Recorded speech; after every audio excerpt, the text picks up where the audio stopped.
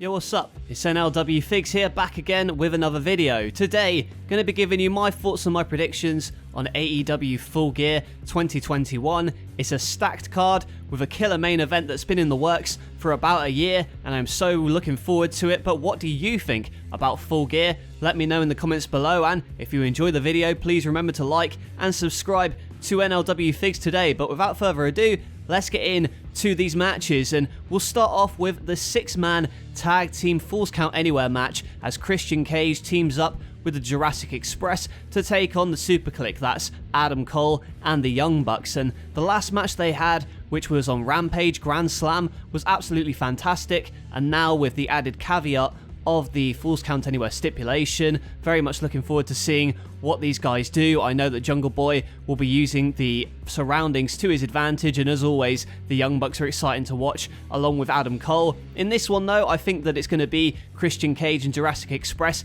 getting a measure of revenge against the Super Clique. I think that the Elite might crumble on this night, and I think that Cage and the Express winning will be great for them. Continue the momentum for Jurassic Express. Would love to see them get a tag title run sooner rather than later, so I'm picking that team to win. Next up, we've got the Lucha Brothers taking on FTR with their AEW World Tag Team titles on the line. Of course, FTR dressing up as the Super Frogs against the Lucha Bros to take the AAA Tag Team titles. It's going to be a great clash of styles, and I'm very much looking forward to seeing how they mesh, because I think they have wrestled before, just not on a profile as high as this one on pay-per-view, so it's going to be interesting to see. I can't see Lucha Bros losing the tag team titles this early on, so I'm going to pick them to win. That said though, I think FTR as the AAA tag team titles, maybe they'll put them on the line later on, I should say, in an effort to perhaps get a rematch for the AEW tag team titles, but we will see. High hopes for this one, got the Lucha Bros winning. Next up, the Inner Circle take on American Top Team and the Men of the Year. It's a 10-man Minneapolis street fight, of course, the Inner Circle. And, you know what, I'm going to be honest, this isn't really doing it for me, this whole feud. Seems quite boring, quite drawn out. If they cut like 5 minutes off of every segment they do, it'd be a lot better, and, you know, there's a couple of cringy lines in there. But that said, I know that the match is going to be pretty good, and you've got Ethan Page and Scorpio Sky in there doing the heavy lifting, Dos Santos and Andrei Arlovski, and also Dan Lambert. It feels like the deck is stacked against American Top Team, but with it being a street fight, you know that probably the rest of the team is going to get involved, leading to the Inner Circle getting beaten down a little bit. So I don't know who's going to win this one. I'm predicting American Top Team to win, just because it feels like the Inner Circle winning would be too obvious perhaps, and I think that Ethan Page and Scorpio Sky really need a win to cement themselves as, you know, top guys in this sort of formation.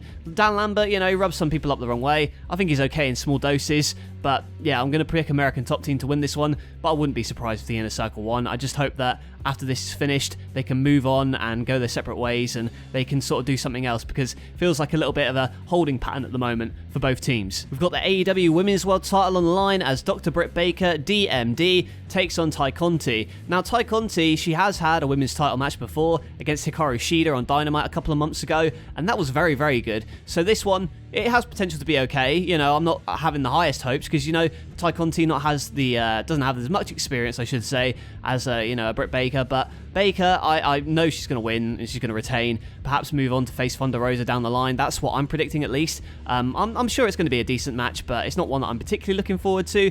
You know, the build has been a little bit lackluster, but that said, I think that Ty Conti, when she wants to, at least on a big stage, I think she's got all the capabilities to put on a good match, so we'll see what happens. We've got Darby Allen with Sting taking on MJF with Wardlow. There's been a war of words over the past few weeks. MJF has really been cutting deep into Darby Allen. It's been one of the better built feuds over the past few weeks on Dynamite, in my opinion. Darby Allen, he's going to throw everything he has at MJF. Although with this match, I feel like it's going to be the first of many for these two. Likewise, when we saw MJF take on Jungle Boy, or last year I should say, at Double or Nothing, this is, I think, going to be the first of many matches between these two. With that said, I think it's going to be MJF winning. Darby Allin, he's got the edge in terms of him being a sympathetic underdog, and I think him losing will probably elevate him if he puts in a strong performance. I don't see MJF losing here so early on in the feud, considering he's only just lost to Chris Jericho. I think he needs to build that momentum back up, and Darby Allin, he's not going to be hurt by a loss. loss. Maybe the next pay-per-view is the time where you have Darby Allen finally win and beat MJF, or maybe they do a special, no DQ stip on Dynamite or something. But yeah, got MJF winning this one. In a grudge match, years in the making, it's CM Punk going one-on-one with Eddie Kingston. This is the first real proper feud that CM Punk has had since joining AEW. Before, obviously, it was a dream match with Darby, and now he's actually embroiled in a rivalry with Eddie Kingston. If you haven't seen it yet, go and check out Eddie Kingston versus Daniel Bryan, or at least Bryan Danielson, a very, very good match. After that match, obviously, Eddie Kingston passed out, he was annoyed, and he cut into CM Punk's promo time, and that's something that you just don't do. And the Rampage segment as well, between these two, go and check it out, absolutely fantastic stuff. Great to see these two guys, they're both baby faces. I don't know if either one's going to turn heel, but I really do like the dynamic of them trading barbs, and the fans really don't know who to pick in this one, and I'm the same, so I don't know who's going to win. I think that CM Punk's going to win based on the fact that, he's going to build up his momentum, possibly even get a title match down the line, I don't know. But yeah, for now, I think that it's too early to have Punk lose, so I think him beating Kingston would be the right call here. But honestly, with how over Eddie Kingston is, wouldn't mind at all if he beats CM Punk here, because it's been great for the build-up that it's had. Only like 2 weeks. Very much looking forward to this one. In the final of the AEW World Title Eliminator Tournament, it is Bryan Danielson going one-on-one with Miro, and of course the winner will receive a future AEW World Championship match. I am almost certain that Miro is going to win this one, and I'll tell you why. Because later on in the main event, obviously, the outcome of that, I think, will play into it. I think that Bryan Danielson, he could beat Miro, but Miro, he's been on an unstoppable tear, and he's been desperate for title gold since losing the TNT Championship, so I think him winning would play into further that. Bryan Danielson as well, I don't think he'd be hurt by a loss at this point. He's had great matches already. I think he can stand to lose, being more of an underdog character as well. But he is a dominant badass at the moment in AEW. But I think that Miro is going to be too much for Bryan Danielson. Bryan Danielson, I think he's had great matches, but here, I think you want to prolong him getting a title match, because I think that now it might be too soon. Miro, I think he's got all the tools. He's going to go on and challenge the winner of the main event, and I'll go to that right now. So in the main event, you've got the AEW World Title on the line as Kenny Omega challenges Hangman Adam Page. This is a rematch from last year at Full Gear, where Kenny Omega beat the Hangman to go on to face Jon Moxley for the title and eventually win it, and he's in his reign, continuing his reign right now against Hangman Adam Page. Hangman has to win. Please let Hangman win. They've held it off for very, very long now, and the anticipation is built since a whole year or two from the story of them winning the tag team titles 2 years ago, and now it's culminated at this event. I've got to say as well, like, the best built feud in wrestling today, in terms of like long build.